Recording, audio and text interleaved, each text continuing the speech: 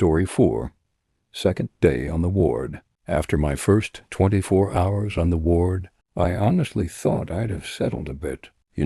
Maybe sleep it off, adjust, feel less overwhelmed. But the reality was the complete opposite. My second day hit me like a brick. Everything felt 10 times worse, 10 times heavier, 10 times more real. When I first walked out of my room that morning, I remember the atmosphere immediately. The air felt thick. The walls felt closer. When you wake up somewhere unfamiliar, and for a split second you forget where you are, and then it all rushes back? Yeah, that. I shuffled down to the communal showers, which honestly were disgusting. Cheap plastic curtains, water that smelled strange, tiles that felt permanently cold. It didn't feel like a hospital. It felt like a holding cell. The whole ward was built like a prison. Long corridors stretching out in straight lines with no corners. Bright lights that buzzed, cameras fixed high on every wall, mirrors angled so staff could see down side hallways, and those massive alarm buttons that looked like fire alarms. Everything about it screamed, "You're not free." I remember trying to wash quickly, half because the place felt horrible and half because I could feel myself getting more anxious. And that's when I heard it, this loud, repetitive bang, bang, bang, echoing through the corridor. At first, I tried to ignore it. It's a mental ward, noises happen. But this wasn't murmuring or pacing or someone shouting. It sounded like someone hitting something solid with their body weight. So I walked out, towel still around me, heart starting to pick up speed, and halfway down the corridor, sitting outside her room, was this young girl only around 18? I won't use her real name, but she looked so fragile it was heartbreaking. I didn't know yet that she was wearing suicide prevention clothes, the thick, heavy, uncomfortable hospital gear with no metal. No strings, nothing that could be used to hurt yourself. I just remember seeing her and thinking, why is she dressed differently? What's going on?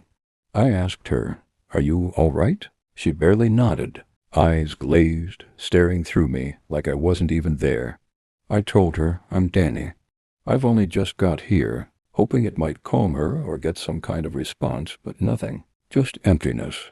So I left her alone and headed back. But that banging noise started again, louder this time. Bang, bang, bang, echoing down the hall like someone smashing a door. So I went back, and what I saw honestly shook me. She was standing with her forehead pressed against the concrete wall, and she was smashing her skull into it, over and over and over again. No sound coming out of her mouth, no emotion, just the impact, flesh against stone. It was one of the most disturbing things I've ever seen. Her head was already split a bit, blood running down her face, dripping onto the floor. I panicked. I shouted for the nurses, literally screaming for help. And the response I got nearly pushed me over the edge. They called down the hallway, "We know what's happening." I snapped. I shouted, "Well, fucking help her then. She's cutting her head open." And still nothing. Just calm voices saying, "We'll get to her in a minute." A minute? She didn't have a minute. I kept shouting until staff from another ward came, running. They must have realized how serious it was. And finally, they grabbed her, calmed her, and took her away. I stood there shaking. I'd never seen anything like that in my life. Not on TV, not in films, not in the worst nightmares I've had. She came back later like nothing happened, and that's when it hit me. People here are fighting battles I can't even imagine, and I'm stuck right in the middle of it. After that, I went to sit in the communal area. They call it the lounge, but it was nothing like a lounge, more like a waiting room for people whose minds had shattered. There were people staring blankly at walls, others mumbling to themselves, someone crying in the corner, someone pacing back and forth so fast they were sweating. Every few minutes, someone would burst out laughing or shouting or arguing with nobody there. The whole place felt unreal, like a horror movie set, but without the safety of knowing it's fake. I sat down, trying to process everything, and that's when I met someone I'll call Ray. At first glance, you'd never think he belonged there. He was older than me, mid-40s maybe, well-spoken, polite, smart.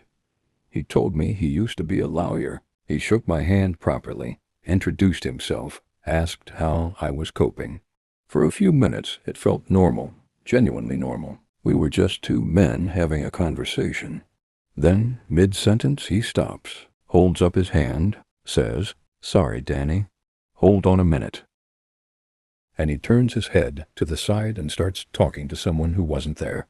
Full conversation, as if another person was standing right next to him. I sat there confused, like, what the hell just happened? So I asked him gently, "Ray, you all right, mate? What's going on?" He kept his hand up like silencing me and said, "No, leave me alone today. I'm not doing this, not today." He still wasn't talking to me. He was talking to the voices. I'd never seen schizophrenia up close. Not properly, not in real life. Then he turns back to me, calm, polite, and says, "Sorry about that. It's Ben and another one. They're talking to me." I asked him, "What are they saying?" And he said it so casually it felt chilling. He told me to go get a knife from the drawer and stab you in the neck with it. You know those moments where the world kind of freezes, where your brain struggles to process the words you just heard? That was me. I just stared at him. My whole body went cold. Not because he scared me, but because I realized how terrifying it must be to live inside his mind, constantly fighting voices telling him to do horrific things. He wasn't dangerous. He was exhausted, completely drained by a battle nobody could see. That moment changed everything for me. It ripped away any remaining illusion I had that the ward was just a place to rest and recover. No, it was a battlefield. Every single person there was fighting their own war. And I was right in the middle of it, trying to keep my own head together. And the craziest part? What I've told you here, everything in this story, this is maybe 5% of what actually happened over the next few